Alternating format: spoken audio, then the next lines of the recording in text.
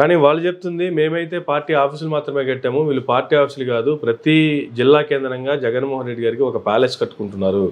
ఆ అక్రమ ప్యాలెస్లు కాబట్టి వాటిని మేము కూల్చేయడానికి అనుమతులు లేవు కాబట్టి వాటికి కూల్చడానికి నోటీసులు ఇచ్చాము. ఆల్రెడీ ఇక్కడ మీ సెంట్రల్ కార్యాలయం ఏదైతే ఉందో తాడేపల్లిలో దాన్ని కూల్చేయడం జరిగింది అనేటువంటి వాదన ప్రభుత్వం నుంచి వస్తుంది. ఓకే, ఇప్పుడు అది ప్యాలెస్ అయితే మరి విజయవాడలో అక్కడ కట్టినటువంటి మంగళగిరిలో ఇంద్రభవనాలు అవి ఒక్కసారి కానీ పరిశీలన చేయండి.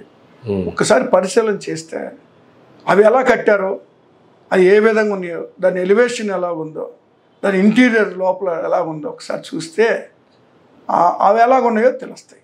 ఇక్కడ ఈవెన్ మీరు ఒకటి తీసుకోండి, హైదరాబాద్లో కట్టినటువంటి ఆఫీస్ కూడా అక్రమమే కదా. ఎన్టీఆర్ భవన్ దానికి సంబంధించి కూడా వాళ్ళు పార్టీ ఆఫీస్కి తీసుకున్న తర్వాత ట్రస్ట్ కింద పెట్టుకున్నారు, దాన్ని సొంతం చేసుకున్నారు.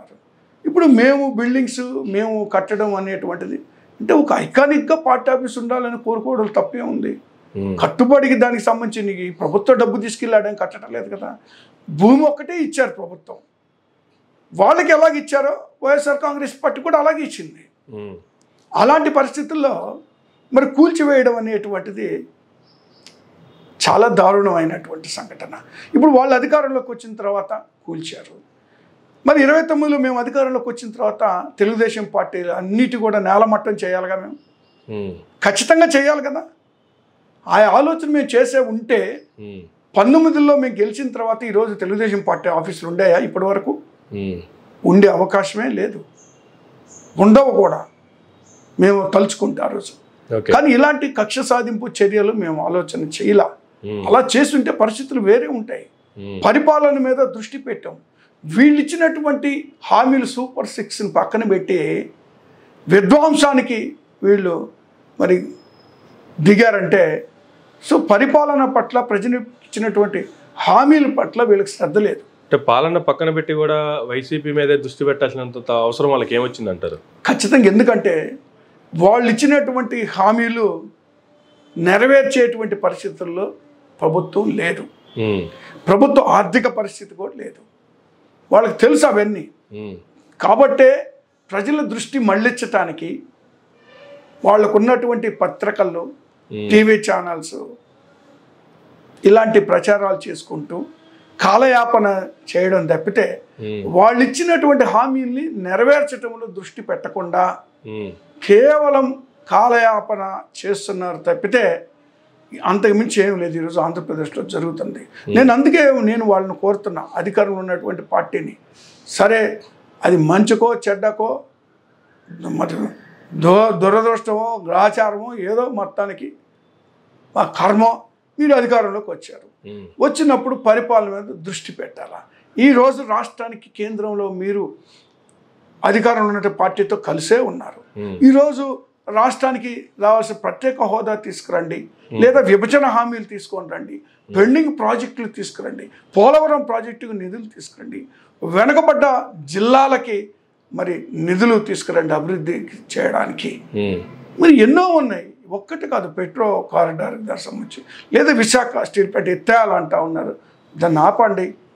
మరి మెట్రో స్టేషన్స్ పెడతా ఉన్నారు, మెట్రో రైల్స్ విశాఖపట్నం కానీ విజయవాడ కానీ ఇలాంటివి ఉన్నాయి.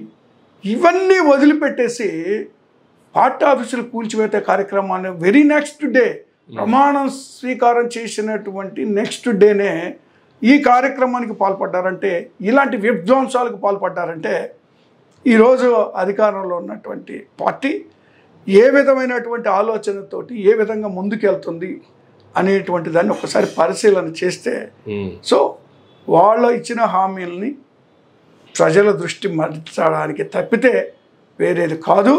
వైఎస్ఆర్ కాంగ్రెస్ పార్టీ మీద లేదా వైఎస్ఆర్ కాంగ్రెస్ పార్టీ కార్యకర్తల మీద కక్ష సాధింపు చర్యలు తప్పితే మరొకటి కాదని స్పష్టంగా కనపడతా ఉంది వాళ్ళు.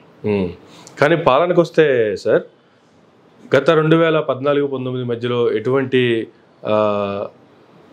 అరాచకాలు అయితే రాష్ట్రంలో జరిగాయో, మహిళలకు సంబంధించి కావచ్చు, లేదంటే పేదలకు సంబంధించి కావచ్చు, లేదంటే ఇసుక దోపిడీ లాంటివి కావచ్చు, ఇటువంటివి మరలా ఇప్పుడు స్టార్ట్ అయిపోయినాయి అనేటువంటి వార్తలు, లేదంటే అక్కడక్కడ గత నెల చూసాము ఒంగోలు చీరాల్లో జరిపోయినటువంటి రేప్ కేసు కావచ్చు, నిన్న విజయవాడ కేంద్రంగా వ్యాపారవేత్తని నరికి చంపినటువంటి పరిస్థితులు కావచ్చు, ఒక పక్క వచ్చిన అతి కొద్ది రోజుల్లోనే 100 కోట్ల ఇసుక ఆక్రమించేశారు, దోసుకుపోయారు, రాత్రి తరలించేస్తున్నారు అనే కామెంట్లు వస్తున్న నేపథ్యంలో ఎట్లా చూడాలి సార్? అసలు ఏం జరుగుతుంది రాష్ట్రంలో? ఒక్క మాటలో చెప్పాలంటే, కూటమి అధికారంలోకి వచ్చిన తర్వాత అరాచక పాలన మొదలైంది. మేము వాస్తవంగా ఒక 6 నెలల వరకు వైఎస్ఆర్ కాంగ్రెస్ పార్టీ ఎలాంటి విమర్శలు చేయకుండా ప్రశాంతంగా గమనిస్తాము వాళ్ళ పరిపాలనని, ఆ తర్వాతే మాట్లాడాలనేటువంటి ఆలోచనలో ఉన్నాం మేము.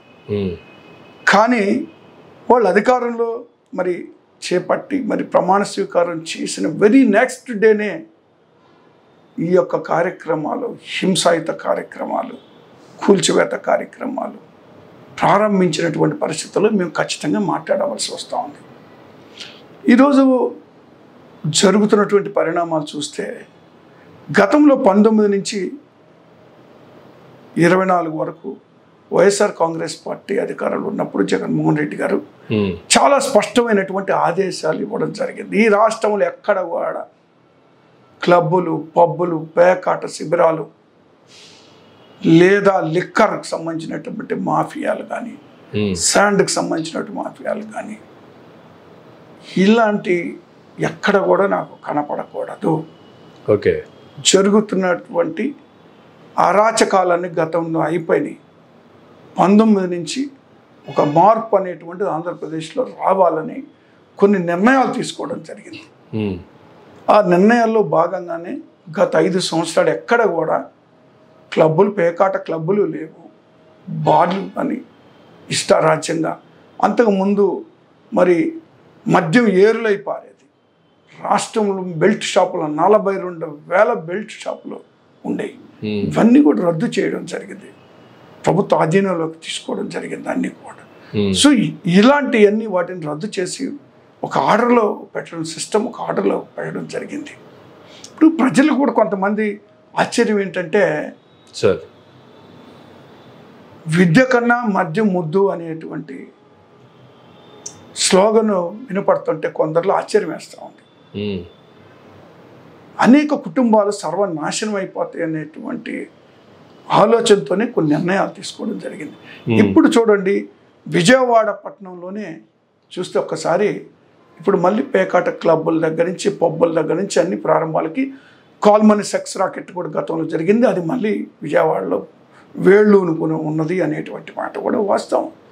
అతి కొద్ది రోజులు, ఈ 10-15 రోజుల్లోనే అన్ని ఒక్కసారిగా పురువిప్పి బయటకు వస్తున్నటువంటి పరిస్థితులు కనపడతా ఉన్నాయి.